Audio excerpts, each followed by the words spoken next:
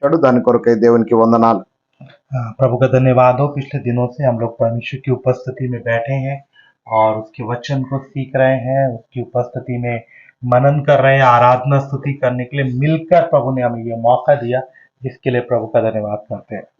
గడిచిన వారంలో మనము ఆయన సన్నిధిలో కూర్చొని కలిసి దేవుని స్తుతిస్తున్నాము, దేవుని వాక్యాన్ని నేర్చుకుంటున్నాము, ఆరాధన చేస్తున్నాము. మనందరం కలిసి ఈ విధంగా దేవుని సన్నిధిలో గడపడము ఇది దేవునికి వందనాలు చెల్లించే విషయమై ఉన్నది.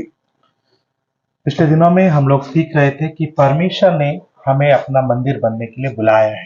గడిచిన దినాల్లో మనం ఏం నేర్చుకున్నామంటే దేవుడు మనల్ని తన మందిరముగా ఉండడం కొరకు పిలిచాడు. अगर हम सच में जीवते परमेश्वर का मंदिर बनना है तो हमें पवित्र, परमेश्वर के ग्रहण योग्य, उसका बसने का स्थान और उसके नमूने के अनुसार बनना है। ఒకవేళ మనము నిజంగా దేవుని యొక్క మందిరం కావాలంటే మనము మాదిరి చొప్పున దేవునికి అంగీకార యోగ్యమైన ఆయనకు నివాస యోగ్యమైన మందిరముగా మనం మారాలి. जब मूसा ने वैसा बनाया तब परमेश्वर का उपस्थिति उसमें आया। ఎప్పుడైతే మోషే అలాగా తయారు చేశాడో అప్పుడు దేవుని సన్నిధి దిగి వచ్చింది. लेकिन नए नियम में अनुग्रह का समय होने के कारण కానీ క్రొత్త నిబంధనలో అది కృపతో దేవుడు మనల్ని పిలిచిన కారణాన్ని బట్టి కృపకాలము గనుక अभी तक हम पूरा बने नहीं है, ఇప్పటి వరకు మనం పూర్తిగా ఇంకా తయారు కాలేదు, पूरा नमूने के अनुसार नहीं आए, పూర్తిగా మాదిరి చొప్పున ఇంకా మనం తయారు కాలేదు. लेकिन परमेश्वर ने काम शुरू किया यीशु के द्वारा और हमें अनुग्रह से ढांप कर अपना मंदिर नॉमिनेट किया है। కానీ దేవుడు యేసుక్రీస్తు ద్వారా మన లోపల పని ఆరంభించి కృప ద్వారా కప్పుతూ మనల్ని ఆయన మందిరముగా నామినేట్ చేశాడు, లేక మందిరముగా పిలుస్తున్నాడు, మందిరముగా ఏర్పరిచాడు. और हमें पवित्र आत्मा दिया, वचन दे रहा है, अपने दास लोग दिया है, ताकि हम इनकी सहायता से उसके अनुरूप बदलते जाएं और सच में एक मंदिर बन सके। దేవుడు తన వాక్యాన్ని ఇచ్చాడు, తన పరిశుద్ధాత్మనిచ్చాడు, దేవుడు తన దాసులనిచ్చాడు. ఎందుకనగా మనము ఈ వాక్యానుసారంగా ఆ మాదిరి చొప్పున మనం మారాలని దేవుడు ఈ విధంగా ఇన్ని సదుపాయాలు మనకు కలుగజేశాడు.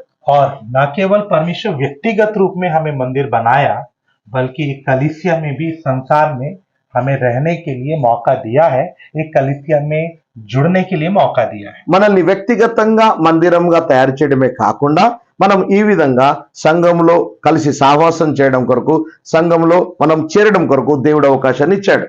परमेश्वर का उद्देश्य ये नहीं है कि हमें एक नाम रखकर मंदिर बोला जाए, దేవుని యొక్క ఉద్దేశం ఏదో ఒక పేరు పెట్టి మనం మందిరం అని చెప్పడం కాదు. ना उसका ये उद्देश्य है कि हम इस संसार में एक कलीसिया के झुंड में मात्र रहें, అంతేకాకుండా దేవుడు ఈ యొక్క లోకంలో ఉన్న ఒక సంఘంలో ఒక మెంబర్ గా ఉండడం అనేది కూడా దేవుని కేవలం ఉద్దేశం కాదు. बल्कि परमेश्वर चाहता है इन सब की सहायता से इस अपॉर्चुनिटी के बीच में, इस सौभाग्य के बीच में हम उस मंदिर का हिस्सा बन सके जो परमेश्वर अपने स्वर्गीय स्थानों में तैयार कर रहा है। కానీ దేవుడు ఇచ్చినటువంటి ఈ అవకాశాలన్నిటిని వినియోగించుకొని ఈ భూలోకంలో ఉన్నప్పుడు ఈ సహవాసము, ఈ యొక్క వాక్యము, పరిశుద్ధాత్మ ద్వారా వీటన్నిటి ద్వారా అసలైనటువంటి దేవుడు ఉద్దేశించిన ఆ మందిరంలోని భాగంగా ఉండడం కొరకు దేవుడు మనల్ని కోరుకుంటున్నాడు. आज हम इस विषय को समाप्त करने का प्रयास करेंगे। ఈ యొక్క విషయాన్ని సమాప్తం చేయడానికి ప్రయత్నం చేస్తాను. ये लंबा चौड़ा विषय है, लेकिन मैं कुछ पॉइंट लेकर आया। अगर इसको लंबा सीखना है तो काफी समय चाहिए। ఇది చాలా పెద్ద విషయం, కానీ కొన్ని విషయాలను నేను తాకుతూ ముందుకెళ్తాను. ఎందుకనగా ఇది మొత్తం నేర్చుకోవాలంటే ఎక్కువ సమయం అవసరం అవుతుంది. हाँ, लेकिन प्रभु का आत्मा सुबह मुझे अगुवाई किया, उसमें एक और पॉइंट रह गया है, उसको थोड़ा बताने के लिए। నేను నేర్చుకున్న దాంట్లో ఒక పాయింట్ మిగిలిపోయింది. దేవుని ఆత్మ ఉదయకాల సమయంలో నన్ను ప్రేరేపించిన విషయాన్ని మీ ముందు ఉంచుతున్నాను. आइए हम लोग प्रार्थना करें। రండి మనం ప్రార్థన చేసుకుందాం. हमारे स्वर्गीय पिता परमेश्वर, हम आपसे प्रार्थना करते हैं, మా ప్రియ పరలోకపు తండ్రి, నీకు ప్రార్థన చేస్తున్నాం నాయన. प्रभु तू हमें अनुग्रह दे कि हम तेरी उपस्थिति में जब आए हैं प्रभु, तेरे वचन को खोलकर पढ़ रहे हैं, उसे समझने के लिए हमें कृपा दे। ప్రభా, ఎప్పుడైతే మీ సన్నిధికి వచ్చామో, నీ వాక్యాన్ని తెరిచి మేము చదువుతున్నామో దాన్ని అర్థం చేసుకోవడానికి మాకు కృపను దయచేయి నాయన.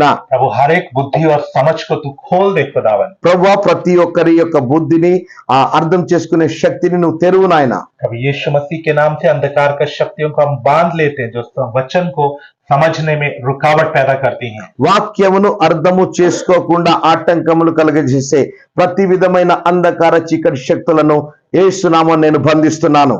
यीशु मसीह के नाम से एक एक बुद्धि और समझ को छोड़कर दूर हो जाए। యేసు నామమున ఒక్కొక్కరి మనస్సును మనోనేత్రం విడిచిపెట్టి దూరంగా వెళ్ళిపో. प्रभु तेरी बातों को समझने के लिए तो हमें स्वर्गीय बुद्धि प्रदान कर। ప్రభా నీ యొక్క విషయంలో అర్థం చేసుకోవడానికి పరలోకపు జ్ఞానం మీరు దయచేయండి నాయన. प्रभु यीशु मसीह के नाम से मांगते हैं, ప్రభు యేసుక్రీస్తు నామములో అడుగుతున్నాను తండ్రి. आमीन। पढ़िएगा इफिसियंस चैप्टर 4 वर्स 11 and 12, 11, 12, 13। ఎఫెసీలకు రాసిన పత్రిక 4వ అధ్యాయము 11, 12, 13 వాక్యాలు చదువుకుందాం. इफिसियों 4 अध्याय उसके 11, 12 और 13 वचन। ఎఫెసీలకు రాసిన పత్రిక 4వ అధ్యాయము 11, 12, 13 వచనాలు చదువుకుందాం. उसने कुछ को प्रेरित नियुक्त करके और कुछ को भविष्यद्वक्ता नियुक्त करके और कुछ को सुसमाचार सुनाने वाले नियुक्त करके और कुछ को रखवाले और उपदेशक नियुक्त करके दे दिया, जिससे पवित्र लोग सिद्ध हो जाएं और सेवा का काम किया जाए और मसीह की देह उन्नति पाए, जब तक कि हम सबके सब विश्वास और परमेश्वर के पुत्र की पहचान में एक ना हो जाए और एक सिद्ध मनुष्य ना बन जाए और मसीह के पूरे डील डॉल तक ना बढ़ जाए। మనమందరము విశ్వాస విషయములోను దేవుని కుమారుని గూర్చిన జ్ఞాన విషయంలోను ఏకత్వము పొంది సంపూర్ణ పురుషుల మగు వరకు, అనగా క్రీస్తునకు కలిగిన సంపూర్ణతకు సమానమైన సంపూర్ణత కలవారమగు వరకు ఆయన ఈలాగు నియమించెను. పరిశుద్ధులు సంపూర్ణులగునట్లు క్రీస్తు శరీరము క్షేమాభివృద్ధి చెందుటకును పరిచర్య ధర్మము జరుగుటకును ఆయన కొందరిని అపొస్తలులను గాను, కొందరిని ప్రవక్తలను గాను, కొందరిని సువార్థికులను గాను, కొందరిని కాపర్లను గాను, ఉపదేశకులను గాను నియమించెను. 13 तो यहाँ पर हम परमेश्वर के वचन में पढ़ते हैं, ఇక్కడ మనం దేని వాక్యంలో చదువుతున్నాం. परमेश्वर ने 5 प्रकार के सेवक दिया है। దేవుడు 5 రకాల సేవకులను మనకిచ్చాడు. किस लिए दिया है? ఎందుకు ఇచ్చాడు? ताकि पवित्र लोग सिद्ध हो जाएं, పరిశుద్ధులు సంపూర్ణులగునట్లుగా, सेवा का काम किया जाए పరిచర్య ధర్మము జరుగునట్లుగా, और मसीह की देह उन्नति पाए। క్రీస్తు శరీరము క్షేమాభివృద్ధి పొందినట్లుగా. तो परमेश्वर ने अपने सेवक किस लिए दिया है? దేవుడు తన సేవకులను ఎందుకు ఇచ్చాడంటే यीशु के लहू से पवित्र होकर आए हुए लोगों को, యేసుక్రీస్తు రక్తము ద్వారా పవిత్రంగా మారి వచ్చిన వాళ్ళను उनको सिद्धता तक लेकर जाए। వారిని సంపూర్ణత వరకు తీసుకొని వెళ్ళాలి. इसमें बहुत से विषय हैं, దీంట్లో ఎన్నో విషయాలు ఉన్నాయి. लेकिन मैं सबकी तरफ जाना नहीं चाहता, నేను అన్ని విషయాలను నేను తాకపోవడం లేదు. केवल मैं इतना ही बताना चाहता हूँ। నేను ఇంతే చెప్పాలనుకుంటున్నాను. यीशु मसीह ने अपने लहू के द्वारा हमें पवित्रता दी है, యేసుక్రీస్తు తన యొక్క రక్తం ద్వారా మనకు తన పరిశుద్ధతను మనకి ఇచ్చాడు. लेकिन वो हमारी पवित्रता नहीं है, కానీ అది మన యొక్క పరిశుద్ధత కాదు. बल्कि उसने हमारी कमियों को अपने ऊपर ले लिया కానీ ఆయన మన యొక్క లోపములను బలహీనతలను తన మీద వేసుకొని और अपनी पवित्रता हमें दे दी, తన యొక్క పరిశుద్ధతను మనకిచ్చాడు. और आज हम वो पवित्रता लेकर जी रहे हैं। మనము ఈ రోజు ఆయన ఇచ్చిన ఆ పవిత్రతను ధరించుకొని లేక తీసుకొని మనం బ్రతుకుతున్నాం. ये हमारी नहीं है, ఈ పవిత్రత మనది కాదు. उसने अनुग्रह के द्वारा हमें दी है। ఆయన కృప ద్వారా తన పరిశుద్ధతను మనకు అనుగ్రహించాడు. लेकिन मेरे प्रियो, इसी पवित्रता से काम नहीं चलेगा, కానీ నా ప్రియులారా, ఈ పరిశుద్ధతతో పని జరగదు. बल्कि हम भी पवित्र बनना है। కానీ మనము కూడా స్వయాన పరిశుద్ధంగా మారిపోవాలి. हमारे तमाम पुराने पाप माफ हो गए, మన యొక్క ఆ పాత వెనుకట చేసిన పాపములన్నీ కూడా క్షమింపబడ్డాయి. हमारे सारे अधर्मों को मिटा दिया गया, మన యొక్క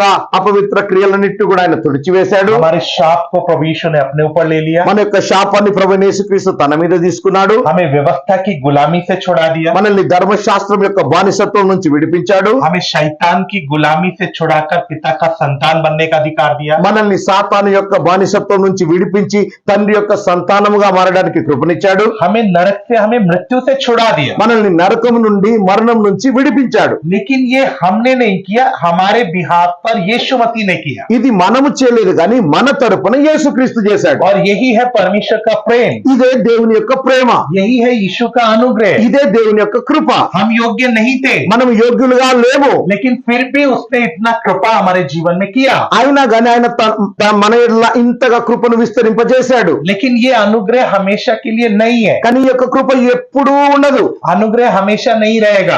కృప ఇంకెప్పుడూ ఉండదు.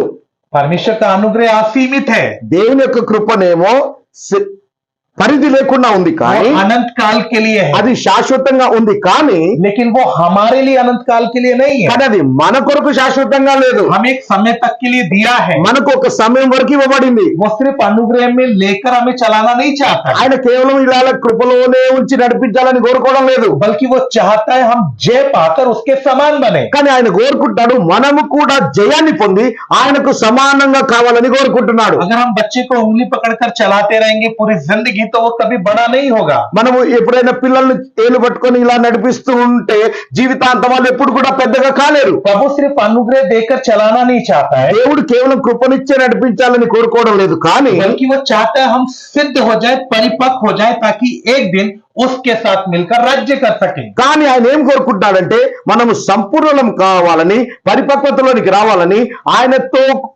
ఆయనకు కలిగినటువంటి సమాన సంపూర్ణతను సంతరించుకొని ఒక దినాన ఆయనతో కూడా రాజ్యం చేయాలని ఆయన కోరుకుంటున్నాడు. तो मेरे प्यारे सेवक लोग क्यों दिया? सिर्फ आराधना चलाने के लिए नहीं, बल्कि लोगों को सिद्ध करने के लिए। కాబట్టి సేవకులు ఎందుకు ఇవ్వబడ్డారు? కేవలం ఏదో ఆరాధన నడిపించడానికే కాదు, కానీ వాళ్ళను పరిశుద్ధులను సంపూర్ణం చేయడం కొరకు ఈ సేవకులు ఇవ్వబడ్డారు. सिद्ध करना है तो एक दो बातें बताने से नहीं है, हमें सब वचन को समझकर उसके अनुसार बदलते बदलते जाना है। సంపూర్ణులు కావాలంటే ఏదో ఒకటి రెండు ముచ్చట్లు చెప్తే సరిపోదు, కానీ అన్ని విషయాలను నేర్చుకొని దానికి అనుగుణంగా మనం మారుతూ మారుతూ మారుతూ వెళ్ళాలి. इसलिए परमेश्वर ने अपने सेवक लोग दिया, అందుకని దేవుడు తన సేవకులను ఇచ్చాడు, ताकि पवित्र लोग सिद्ध हो जाए ఎందుకంటే పరిశుద్ధులు సంపూర్ణులు కావాలని, और सेवा का काम किया जाए। పరిచర్య ధర్మం జరగాలని. और इतना ही नहीं है, बल्कि यीशु की देह को मिलाकर उसको उन्नति में बढ़ाना है। కానీ ఇంతే కాకుండా క్రీస్తు శరీరాన్ని అంత కూడా కలిపి దానికి క్షేమాభివృద్ధి కలిగించేటట్లుగా एक एक व्यक्ति को व्यक्तिगत रूप में सिद्ध तो करना ही है, ఒక్కొక్క వ్యక్తిని వ్యక్తిగతంగా సంపూర్ణం చేయాలి. बल्कि इनको मिलाकर एक देह बनाकर भी सिद्धता में लेकर आना है। అంతేకాకుండా వీరందరినీ కలిపి ఒక దేహంగా కూడా సంపూర్ణులుగా చేయాలి. यीशु क्या इंतजार कर रहा है? యేసుక్రీస్తు ఏమని ఎదురు చూస్తున్నాడు? सबसे पहली चीज कि उसका देह तैयार हो जाए। మొట్టమొదటిగా ఆయన యొక్క దేహం తయారు కావాలని. अभी वो पूरा नहीं हुआ है, అది ఇంకా పూర్తి కాలేదు. इसलिए प्रभु ने सेवक दिया है, समय समय पर वो देह में उन्नति को बढ़ाते जाते हैं। అందుకనే తన సేవకులను ఇచ్చాడు.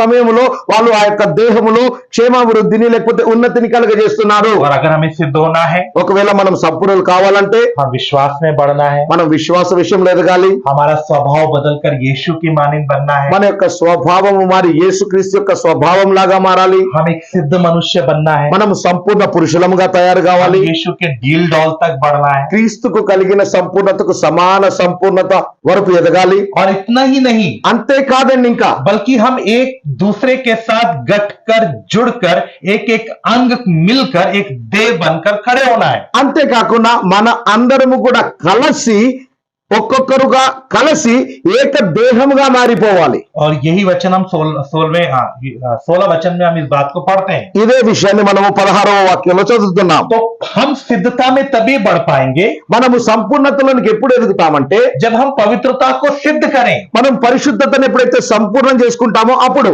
अभी क्या होता है? ఇప్పుడు ఏం జరుగుతుంది? हमारे जीवन में कमी आता है, మన జీవితంలో లోపాలు వస్తుంటాయి. हमें प्रभु से माफी मांगना है, మనం దేవుని క్షమాపణ అడగాలి, पश्चाताप करना है। పశ్చాత్తాపపడాలి. लेकिन ये प्रोग्राम हमेशा चलता रहेगा तो आपने पवित्रता सिद्ध नहीं की है। మీ ఈ యొక్క ప్రోగ్రాం ఎప్పుడూ నడుస్తున్నట్లయితే, అనగా తప్పు చేసి క్షమాపణ అడుగుతూ ఉండడం ఇలాగే నడుస్తున్నట్లయితే మీరు పరిశుద్ధతను సంపూర్తి చేసుకోలేదు. बल्कि आप अनुग्रह के अधीन है और वो आपको पवित्र बना रहा है। మీరు కృప కింద ఉన్నారు కాబట్టి ఆయన నిన్ను పవిత్రం చేస్తూ ఉన్నాడు. लेकिन प्रभु चाहता है हम पवित्रता को सिद्ध करें। కానీ దేవుడు ఏం కోరుకుంటున్నాడంటే మనమే పరిశుద్ధతను సంపూర్తి చేసుకోవాలని. और वो कैसे होगा? అది ఎలా జరుగుతుంది? जब हम पाप के ऊपर जय पाएंगे, ఎప్పుడైతే మనం పాపం మీద జయాన్ని పొందుతామో, जब हम गलतियों के ऊपर जय पाएंगे, ఎప్పుడైతే ఈ లోపాల మీద మనం తప్పుల మీద జయాన్ని పొందుతామో, जब अपने स्वभाव के ऊपर जय पाएंगे, ఎప్పుడైతే మన స్వభావం మీద జయాన్ని పొందుతామో तभी हम उसके स्वरूप में बदलते बदलते जा सकते हैं। అప్పుడే మనం ఆయన యొక్క స్వరూపంలోనికి మారుతూ మారుతూ వెళ్ళగలము. हम कितना समय से यीशु के पीछे चल रहे हैं, మనం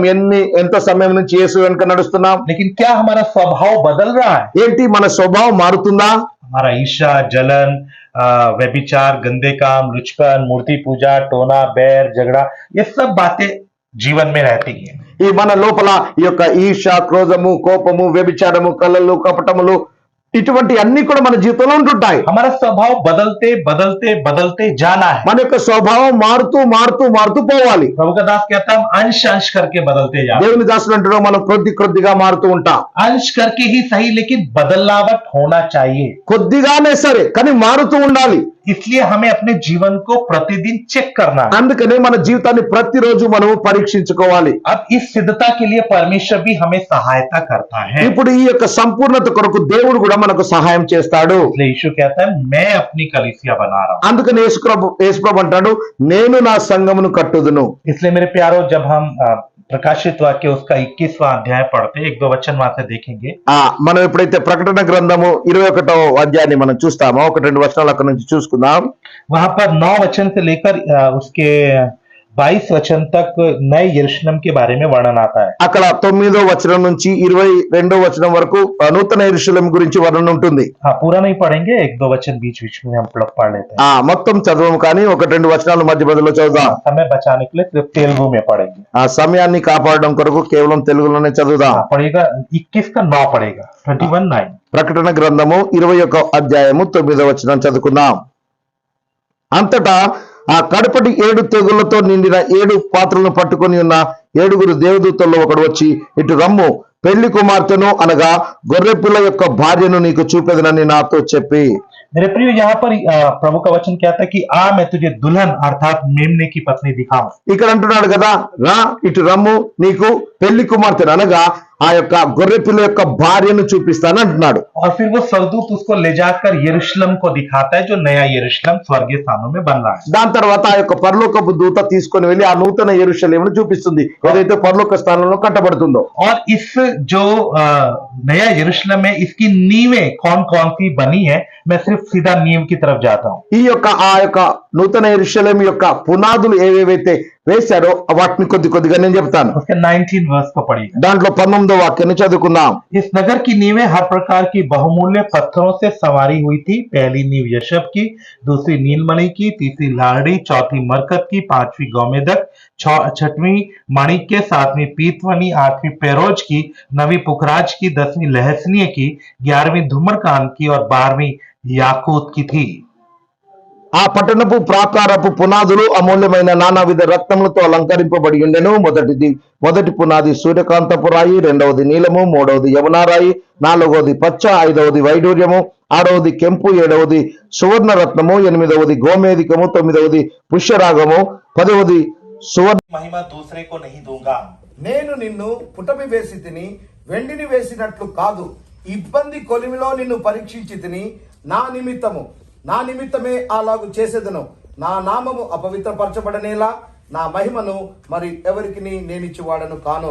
परमेश्वर कहता है मैंने तुझे चुन लिया है, लेकिन आग की भट्टी में डालने के बाद चुना है। నేను నిన్నైతే ఏర్పరచుకున్నాను, కానీ ఈ యొక్క ఇబ్బంది అనేటువంటి కొలిమిలో వేసిన తర్వాత ఏర్పరచుకున్నాను. मैं अपना नाम अपवित्र नहीं करूंगा। నేను నా యొక్క నామాన్ని అపవిత్రపరచుకోను. इसलिए मेरे प्रियो, वो जब तक हम उसके योग्य नहीं बनेंगे, वो हमें ले जाकर उस घर पर नहीं रखेगा। అందుకనే నా ప్రియులారా, ఎప్పటి వరకైతే మనం యోగ్యంగా మారమో ఆయన తీసుకొని వెళ్ళి ఆ ఇంటిలో పెట్టడు. इसलिए उसने एक नमूना रखा है। అందుకని ఆయన ఒక నమూనాను పెట్టాడు. हम सबको बुलाहट है, మనందరికి పిలుపు ఉంది, हम सबको मौका है, మనందరికి అవకాశం ఉంది, हम सबको सहायता करने के लिए पवित्र आत्मा है, మనందరికి సహాయం చేయడం కొరకు పరిశుద్ధాత్ముడున్నాడు, हम सबको समझने के लिए नमूना है। మనందరికి అర్థం చేసుకోవడం కొరకు మాదిరి కూడా ఉంది. लेकिन जब तक हम उसके अनुसार नहीं बनेंगे, वो हमें वहां ले जाकर नहीं रखेगा। కానీ ఎప్పటి వరకు అయితే మనము అలాగా తయారు కామో ఆయన తీసుకెళ్లి అక్కడ పెట్టడు. इसलिए मेरे प्यारों, केवल गीत गाने से नहीं होगा, అందుకనే నా ప్రియులారా, కేవలం పాటలు పాడడం వల్ల కాదు, केवल प्रार्थना करने से नहीं होगा, కేవలం ప్రార్థన చేయడం వల్ల కాదు, केवल वचन सीखने से नहीं होगा, కేవలం వాక్యం నేర్చుకోవడం వల్ల కూడా కాదు, बल्कि हमें उसके अनुसार जीना है, बदलना है, हमें सिद्धता में बढ़ना है। కానీ ఆ యొక్క నేర్చుకున్న వాక్యం ప్రకారంగా మనము జీవించి ఎదిగి సంపూర్ణతలోనికి నడవాలి. इसलिए परमेश्वर चाहता है कि हम बढ़ते बढ़ते जाएं। అందుకనే దేవుడు కోరుకుంటున్నాడు మనం ఎదుగుతూ పోవాలని. अब आपका ध्यान में वापस प्रकाशित वाक्य की तरफ ले जाना चाहता हूँ। ఇప్పుడు మీ యొక్క ధ్యానాన్ని తిరిగి నేను ప్రకటన గ్రంథం వైపు తీసుకొని రావాలనుకుంటున్నాను.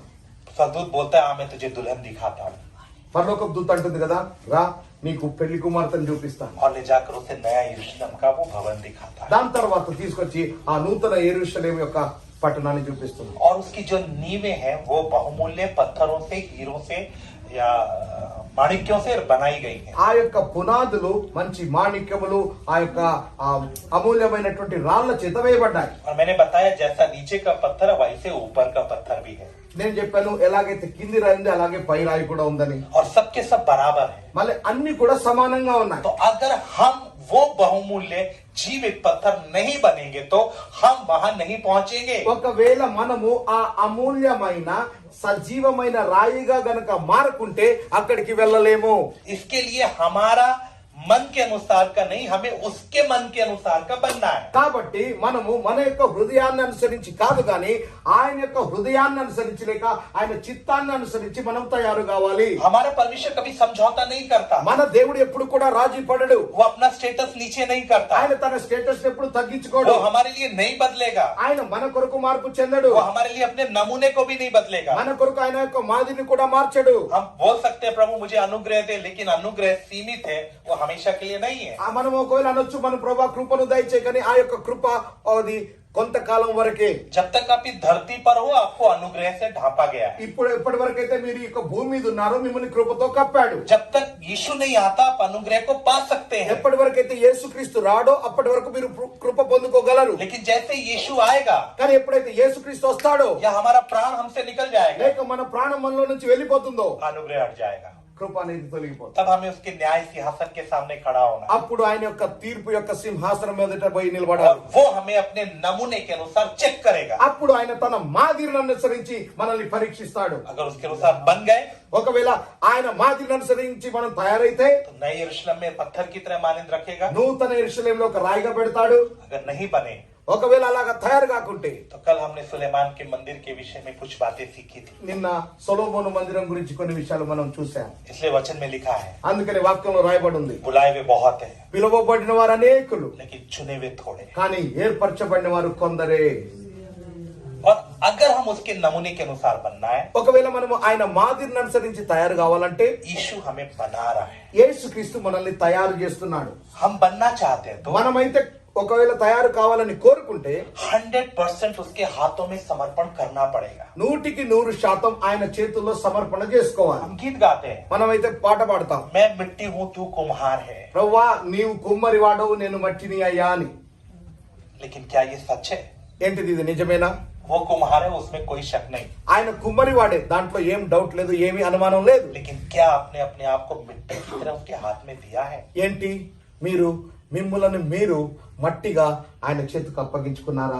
भावनाओं में है, లేక కేవలం భావనలలో ఉన్నారా? रोते हैं, ఏడుస్తారు, समर्पण करते हैं, సమర్పణ చేస్తారు. लेकिन जब वो हमें शेप करता है కానీ ఎప్పుడైతే ఆయన మనల్ని షేప్ గా చేస్తున్నాడో क्या हम करने देते हैं? ఏంటి మనం చేయనిస్తున్నామా? जब वो हमें घुमाता है ఎప్పుడైతే మనల్ని తిప్పుతూ ఉన్నాడో हम घुमाने देते हैं, ఏంది ఆయనను తిప్పనిస్తున్నామా? దాని మీద वो शेप हमें हमारी मर्जी के अनुसार नहीं करेगा, ఆ యొక్క షేపు మన ఇష్ట ప్రకారంగా ఆయన చేయడు. वो अपनी मर्जी के अनुसार हमें बनाएगा। ఆయన తన ఇష్ట ప్రకారంగా లేక తన చిత్త ప్రకారంగా మనల్ని ఒక పాత్రగా చేస్తాడు. इसलिए हमें अपनी बातों को अपनी योजनाओं को छोड़ना पड़ेगा। అందుకనే మన విషయాలను మన యొక్క ప్రణాళికలను ప్లాన్ పక్కకు పెట్టాలి. हमें क्या कहना है? మనం ఏమనాలి? प्रभु तू बुद्धिमान है, ప్రభా నీవు జ్ఞానవంతుడు, तू सर्वज्ञानी है, నువ్వు సర్వజ్ఞానివి. तुझे मालूम है मेरे लिए क्या उत्तम है क्या अच्छा है। ప్రభా నీకు తెలుసు నాకు ఏది శ్రేష్టమైనదో ఏది ఉత్తమమైనదో. तू जैसा चाहता है वैसा बना। ప్రభా నువ్వు ఎలా కోరుకుంటే అలా తయారు చేయయ్యా. मुझे मालूम है ये गाना तेलुगु में भी है। నాకు తెలుసు ఈ యొక్క పాట తెలుగులో కూడా ఉంది. इसका एक पद इस प्रकार है, దాని యొక్క వచనం ఈ విధంగా ఉంది, अपनी मर्जी से मैं आज तक चलता रहा, నేను నా యొక్క సొంత ఇష్టంతో ఇంతవరకు నడుస్తూ ఉండినాను. मैं अपनी इच्छा को पूरा करता रहा, నా యొక్క ఇష్టాన్ని నేను నెరవేరుస్తూ వచ్చాను. लेकिन आज के बाद मैं तेरी इच्छा को ले लेता हूं। కానీ ఈ రోజు నుంచి నీ యొక్క చిత్తాన్ని నేను తీసుకుంటానయ్యా. मेरे प्यारो यही है सिद्ध होने का पहला तरीका। ఇదేనండి సంపూర్ణులు కావాలంటే మొదటి యొక్క పద్ధతి. जब तक हम अपनी योजनाओं को, ఎప్పటి వరకైతే మన యొక్క ప్రణాళికలను, जब तक अपनी बुद्धि से चलने के तरीकों को, ఎప్పటి వరకైతే మన జ్ఞానంతో నడిచేటువంటి స్వబుద్ధితో నడిచేటువంటి ఆ పద్ధతిని, अपने फैसलों को, మన యొక్క నిర్ణయాలను, अपनी भावनाओं को మన యొక్క భావనలను मारेंगे नहीं, ఎప్పటి వరకైతే వాటిని చంపము, त्यागेंगे नहीं, త్యజించము, हम उसके मन के अनुसार नहीं बन सकते। ఆయన హృదయాన్ని అనుసరించి మనం తయారు కాలేము. या तो हम उसके मन के अनुसार बनेंगे या हम अपने मन के अनुसार रहेंगे। ఆయన యొక్క ఇష్టానుసారంగా లేక చిత్తానుసారంగా లేక ఆయన హృదయాన్ని అనుసరించన్నా తయారైతాం, లేకపోతే మన ఇష్టానుసారంగానన్నా ఉంటాం.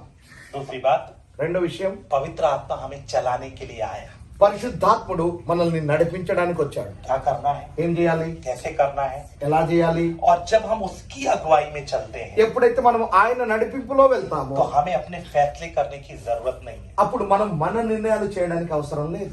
उसके मर्जी से जीना है तो ఒకవేళ ఆయన యొక్క ఇష్టాన్ని అనుసరించి నడవాలంటే हमें अपने फैसलों को छोड़ना पड़ेगा। అప్పుడు మన ఇష్టాన్ని పక్కకు పెట్టాలి. कई बार ऐसा होता है, చాలా సార్లు ఈ విధంగా అవుతుంది. जब वो बात करता है ఎప్పుడైతే ఆయన మాట్లాడతాడో हम वही सोच रहे होते हैं, మనం అదే ఆలోచిస్తూ ఉంటాం. लेकिन जरूरी नहीं है कि हम जो सोच रहे हैं हमेशा पवित्र आत्मा वही बोले।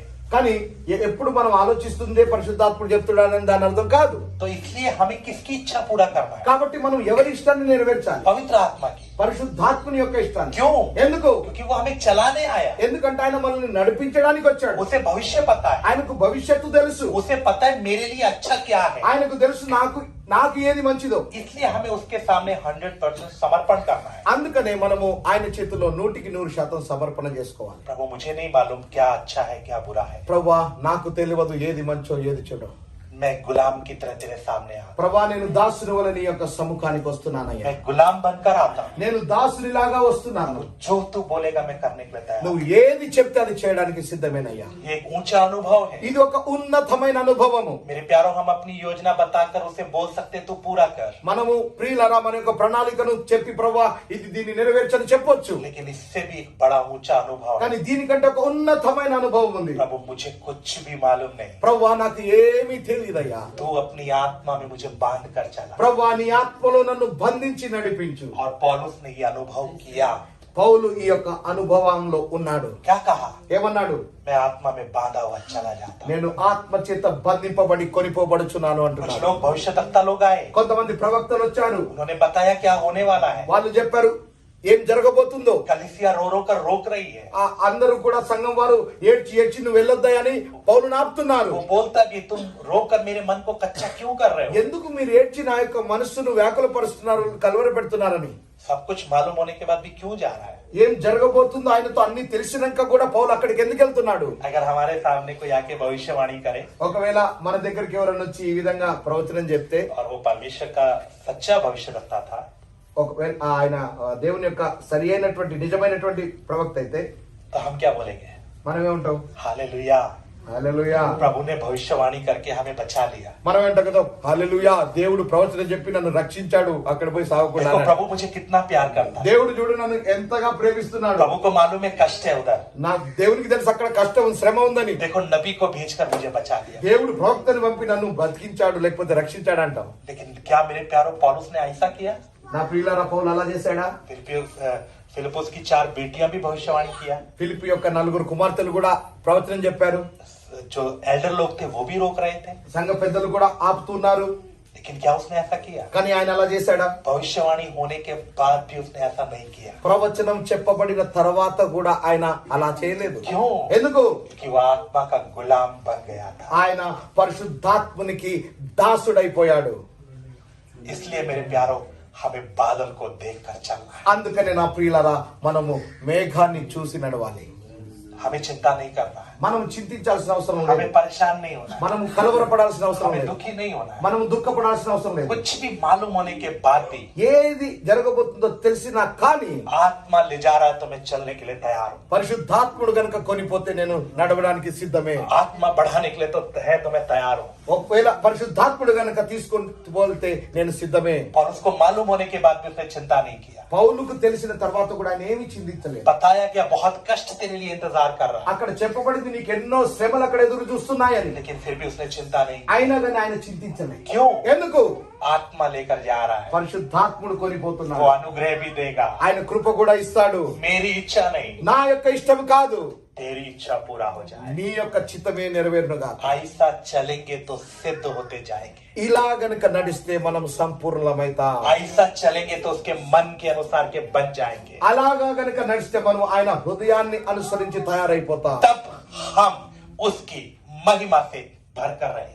అప్పుడు మనము ఆయన మహిమ చేత నింపబడి ఉంటాం. तब उसकी महिमा हमारे द्वारा प्रकट होगा। అప్పుడు ఆయన యొక్క మహిమ మన ద్వారా బయలుపడుతుంది. और इसलिए पौलुस राजाओं के सामने खड़ा होकर वचन प्रचार कर पाए। అందుకనే పౌలు రాజుల ఎదుట నిలబడి వాక్యాన్ని చెప్పగలిగాడు. पौलुस बिना चिंता के उस रास्ते पर चलता गया, इसलिए उसने कैसर के घर के अंदर उसके अपने परिवार में भी विश्वासियों को बनाया।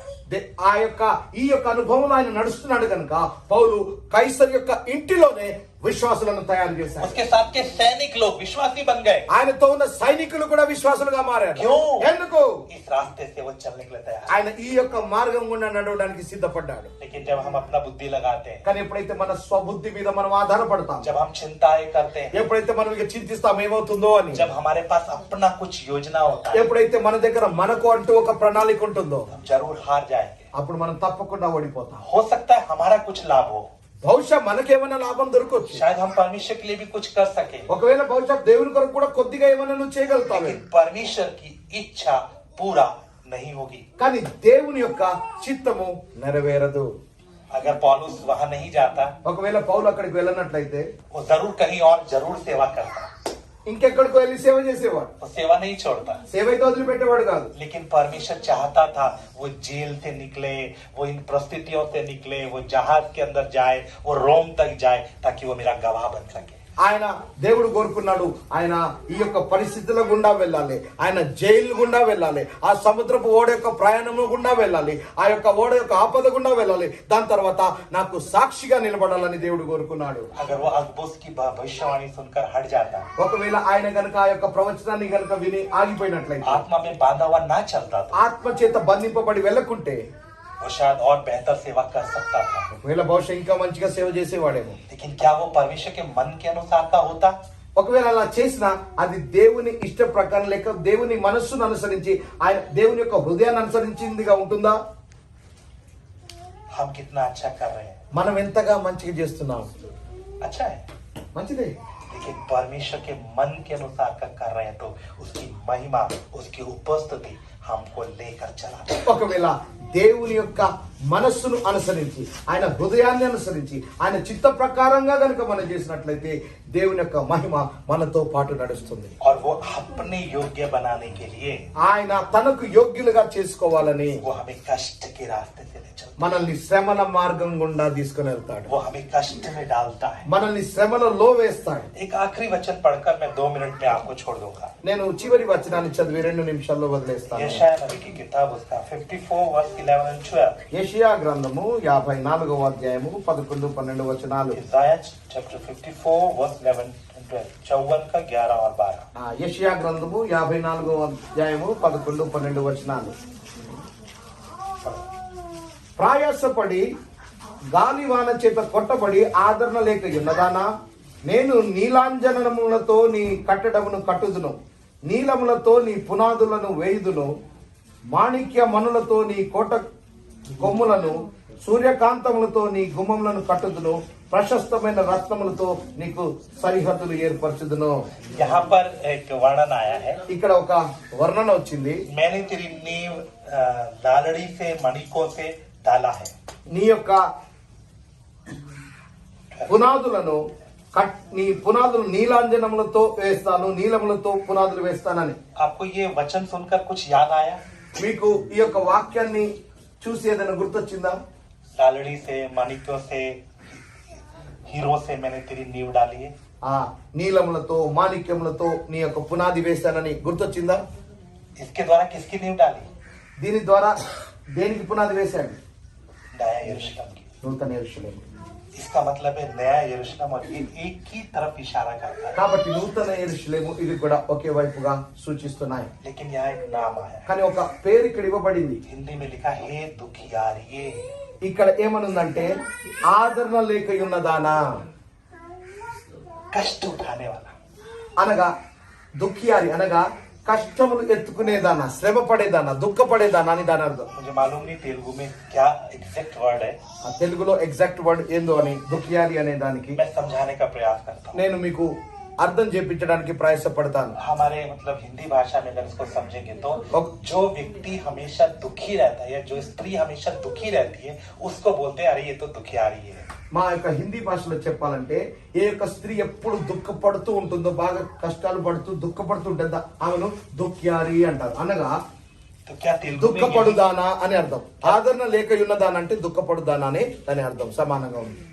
तो अगर ये समान है तो ఒకవేళ సమానమైతే किनकी नींव वो लालड़ी से डालेगा? ఎవరి యొక్క పునాదులు ఆ యొక్క నీలకాంతములతో మనులతో వేస్తున్నాడు? जिनका नाम है दुखियारी. ఎవరి పేరైతే ఓ దుఃఖపడుదానా అని అంటున్నాడు. इसलिए कलीसिया दुखों के बीच से निकलकर सिद्ध होकर पवित्र बनती जाती है. అందుకని సంఘము దుఃఖముల గుండా అనగా శ్రమల గుండా వెళ్తూ పరిశుద్ధమవుతూ అవుతూ అది సంపూర్ణతలోనికి వస్తుంది.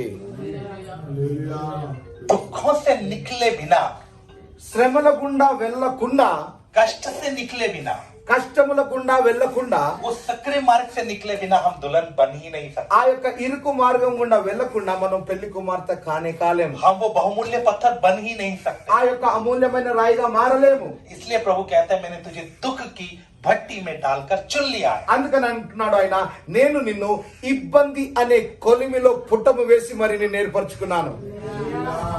तो अगर हम चाहते हैं कि हम चुने जाएं, ఒకవేళ మనము గనక ఏర్పరచబడాలని కోరుకుంటే, अगर हम चाहते हैं हम बहुमूल्य पत्थर बने, ఒకవేళ మనము గనక అమూల్యమైన రాయిగా కావాలని కోరుకుంటే, तो हमें कष्ट उठाने के लिए समर्पण करना पड़ेगा. కాబట్టి మనము శ్రమలను అనుభవిస్తాను అనే ఒక సమర్పణ ఉండాలి. आपको मालूम है जब सोने को शुद्ध करते हैं तो उसको आग में डालकर पिघलाते हैं. మీకు తెలుసా, బంగారాన్ని ఎప్పుడైనా కానీ దాన్ని శుద్ధీకరించాలంటే లేకపోతే మేలిమిగా చేయాలంటే దాన్ని మంటలు అగ్నిలో పెడతారు. सोना एक ऐसा धातु है जो बहुत देर में पिघलता है, बाकी धातु उससे पहले पिघल जाती है. ఆ బంగారం ఎటువంటి లోహం అంటే మిగతా లోహాలన్నేమో త్వరగా కరిగిపోతాయి, కానీ ఇది అన్నిటికంటే ఆలస్యంగా కరిగేటువంటి లోహమై ఉన్నది బంగారం. जब मिश्रित धातु को एक एक लेवल पे गर्म करते जाते हैं तो एक एक धातु पिघलकर अलग होती जाती है. ఒక్కొక్క లోహము ఆ యొక్క ఆ వేడిలో గనుక కరిగించినట్లయితే ఒక్కొక్క యొక్క వేడిలో అది కరుగుతూ పోతుంది వివిధమైన లోహాలు. और ऐसे करते करते सोने को शुद्ध किया जाता है. అలాగే ఆ యొక్క బంగారాన్ని కూడా శుద్ధీకరిస్తారు. लेकिन फिर भी लास्ट में अगर थोड़ा बहुत भी उसके अंदर रह जाए तो उसे इतना गर्म किया जाता है कि उसके अंदर का मिलावट जल जाए. ఇక అయినా కానీ దాని లోపల కొద్దిగా కూడా కలుషితం ఉన్నట్లయితే దాన్ని ఎంతగా వేడి చేస్తారంటే దానిలో ఉన్నటువంటి కల్తీ లేకపోతే దానిలో ఉన్నటువంటి ఏదైనా కనుక ఉన్నట్లయితే మలినం అది మొత్తం కరిగిపోయేటట్టుగా కాలిపోయేటట్టుగా వేడి చేస్తారు. सोने को अगर पूरा शुद्ध होना है तो आग में जाना पड़ेगा. బంగారం గనుక అది శుద్ధీకరింపబడాలంటే మంటలోనికి లేక అగ్నిలోనికి వెళ్లాల్సిందే. और परमेश्वर कहता है मैं अपने नाम को अपवित्र नहीं करूंगा. దేవుడు అంటున్నాడు కదా, నేను నా నామమును అపవిత్రపరచుకోను. वहां की तो सड़कें भी शुद्ध सोने से बनी है. అక్కడ రోడ్లు కూడా శుద్ధమైన సువర్ణంతో చేయబడ్డాయి. अगर हमें अपने घर के ऊपर वो रखेगा तो कितना शुद्ध होना पड़ेगा. ఒకవేళ ఆయన మనల్ని ఆయన ఇంటి మీద పెట్టుకుంటే మనం ఎంత శుద్ధంగా ఉండాలి. और इसलिए वो कहता है मैंने तुझे दुख की भट्टी में डालकर चुन लिया है. అందుకని ఆయన అంటున్నాడు, నేను నిన్ను ఇబ్బంది అనేటువంటి కొలిమిలో పెట్టి మరి ఏర్పరచుకున్నాను, ఎన్నుకున్నాను. और वो दुख कौन कौन से दुख है? ఆ యొక్క ఏంటిదేంటిది ఆ దుఃఖము, ఇబ్బంది. सबसे पहला दुख. మొట్టమొదటి దుఃఖము. बाकी दुख तब आएंगे जब ये पहला दुख होगा. మిగతా దుఃఖాలు తర్వాత వస్తాయి, మొదట ఈ దుఃఖం ఉంటే. वो कौन सा दुख है? ఏంటిది ఆ దుఃఖం? अपने आप को मार कर कूट कर वश में लाना. మనల్ని మనము నలగొట్టుకొని విరగొట్టుకొని వశపరచుకోవడం. अपने आप को जबरदस्ती सकरे मार्ग में चलाना. మనల్ని మనము బలవంతంగా ఆ ఇరుకు మార్గంలో నడవడానికి వేసుకోవడం. सकरा मार्ग क्या है? ఇరుకు మార్గం అంటే ఏంటిది? कोई बताएगा? ఎవరైనా చెప్పగలరా? अभी मैं बंद कर रहा हूँ. ఇప్పుడు నేను ముగించబోతున్నాను. सकरा मार्ग क्या है? ఇరుకు మార్గం అంటే ఏమిటి? बहुत लोग बोलते हैं जो यीशु के लिए कष्ट उठाते हैं वो सकरा मार्ग है. చాలా మంది అంటారు కదా, యేసు కొరకు ఏదో శ్రమలు అనుభవిస్తాం కదా అదే ఇరుకు మార్గం అని అంటారు. वो सकरा मार्ग नहीं है. అది కాదండి ఇరుకు మార్గం. वो हमारा क्रूस है. అది మన యొక్క సిలువై ఉన్నది.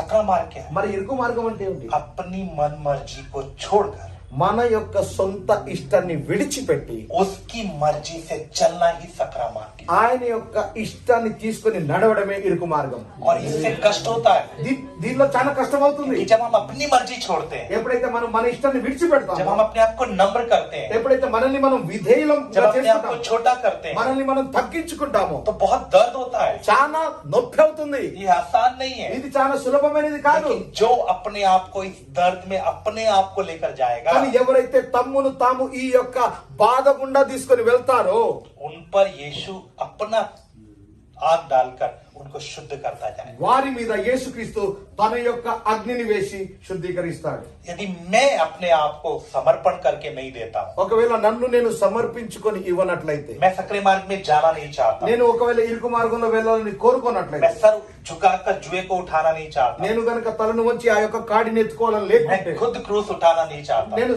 స్వయంగానే సిలువను ఎత్తుకోవాలని वो లేకుంటే, मुझसे जबरदस्ती नहीं करेगा, ఆయన మనతో బలవంతం మాత్రం చేయడు. क्योंकि उसने हमें फ्री विल दिया। ఎందుకనగా ఆయన మనకు స్వేచ్ఛనిచ్చాడు. इसलिए उसने कभी नहीं बोला मैं क्रूस रखूंगा, ఆయన అందుకనే ఎప్పుడు కూడా నేను సిలువ పెడతాను అని అనలేదు. उसने नहीं कहा मैं जुआ रखूंगा, ఆయన అనలేదు నేను కాడి పెడతాను అని. उसने नहीं कहा मैं तुम्हें सक्रिय मार्ग में डालूंगा, ఆయన అనలేదు నేను ఇరుకు మార్గంలో వేస్తాను అని. उसने हमें अपनी फ्री विल पर छोड़ दिया। మనకు మన స్వేచ్ఛ మీద ఆయన వదిలేశాడు. सक्रिय मार्ग में प्रवेश करो, ఇరుకు మార్గం గుండా ప్రవేశించుడి, क्रूस उठाओ, సిలువను ఎత్తుకొనుడి, जुआ उठाओ, కాడిని ఎత్తుకొనుడి. कष्ट जब आते हैं तो उसमें आनंदित हो जाओ।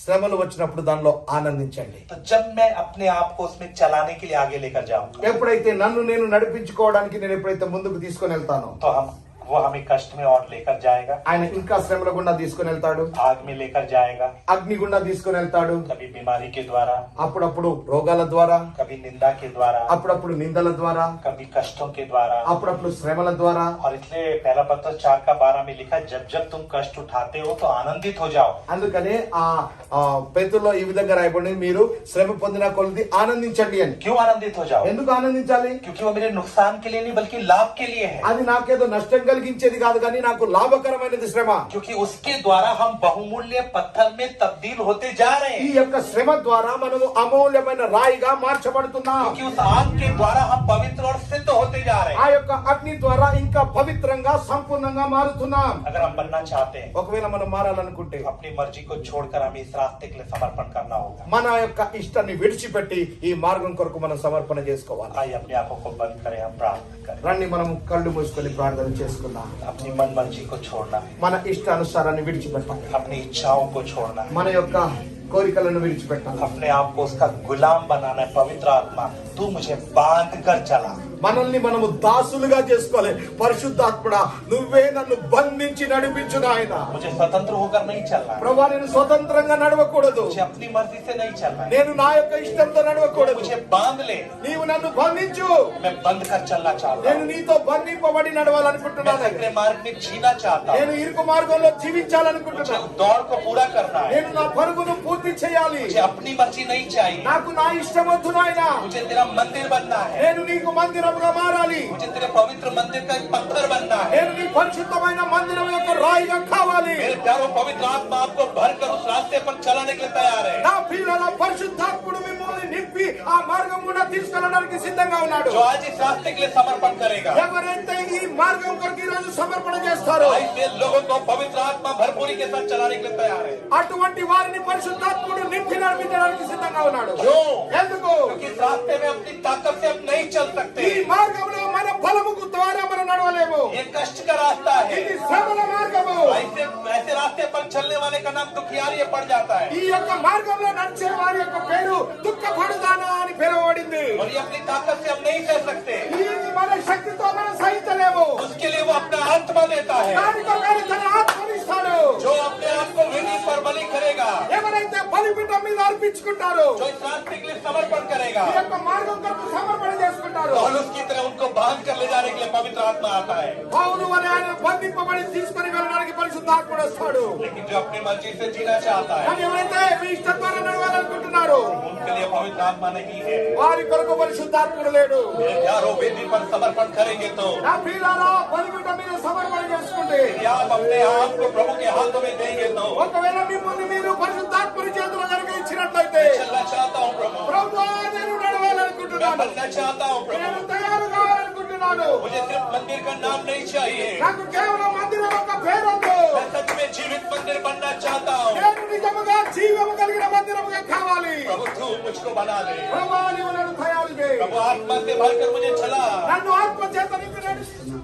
అయ్యా శ్రీయుడు ఒక మందిరము కట్టబడుచున్నదని, ఆ మందిరము దేవానికి స్తోత్రము ప్రభువా సజీవమైన రాళ్ల ద్వారా కట్టబడుచున్నదని, అయ్యా ఆ రాళ్ళు ఇప్పుడు ప్రస్తుతం భూమి మీద సంఘములో ఉన్నవని, అవి పరిశుద్ధాత్మ చేత ఎవరైతే దేవా చెక్కబడుతున్నారో ఎవరైతే స్తోత్రం కలిగాక దేవానికి స్తోత్రం చెక్కబడడానికి తమ జీవితాన్ని సమర్పించారో ప్రభువా, వారిని ప్రభువానికి స్తోత్రం ఈ దేవ దాసుల మీద వాడుకొని పరిశుద్ధాత్మ ద్వారా దేవమైన వారు అభిషేకించి వాక్యమైన దేవానికి స్తోత్రం తని ప్రభువా, అయ్యా శుద్ధి చేత వారిని చెక్కి ప్రభువా, అయ్యా నీకు స్తోత్రం తని ప్రభువా, అయ్యో సుయోరులో కట్టుబడుచున్న దేవా, ఆ మందిరములు దేవా మేము ఒక్కొక్కరము దేవా సజీవమైన రాళ్ల వల్ల ప్రభువా పరిశుద్ధమైన దేవాలముగా వృద్ధి పొందినట్లుగా నీకు మీరు మాకు అందరికీ అనుగ్రహించండి దేవా. ఇక్కడ కూడా ప్రతి ఒక్క బిడ్డను బట్టి నీకు పేరు పేరు వందనాలు స్తోత్రాలు చెల్లిస్తున్నాం. ఏ ఒక్కరు కూడా ప్రభువా తమ స్వయమును తమ స్వనీతిని ఆధారము చేసుకొని దేవానికి స్తోత్రమతని ప్రభువా నీవు సిద్ధపరిచిన దేవానికి స్తోత్రమతని ప్రభువా, హల్లెలూయా హల్లెలూయా, కృప నుండి వేరు కాక ఆ కృపలో ప్రభువా వర్ధిల్లినట్లుగా కృప తెచ్చండి. తల్లికి స్తోత్రాలు చెల్లిస్తున్నా. విన్న వాక్యం మాకు జీవితాల్లో 30 60 100 అది నీరు కట్టి ఫలింపచేయమని ఫలభరితమైన జీవితాలు మీరు మాకు అందరికీ అనుగ్రహించమని సమస్త ఘనత మేము ప్రభావాన్ని చెల్లిస్తాం. యేసు పరిశుద్ధంగా వేడుకుంటున్నాం తండ్రి.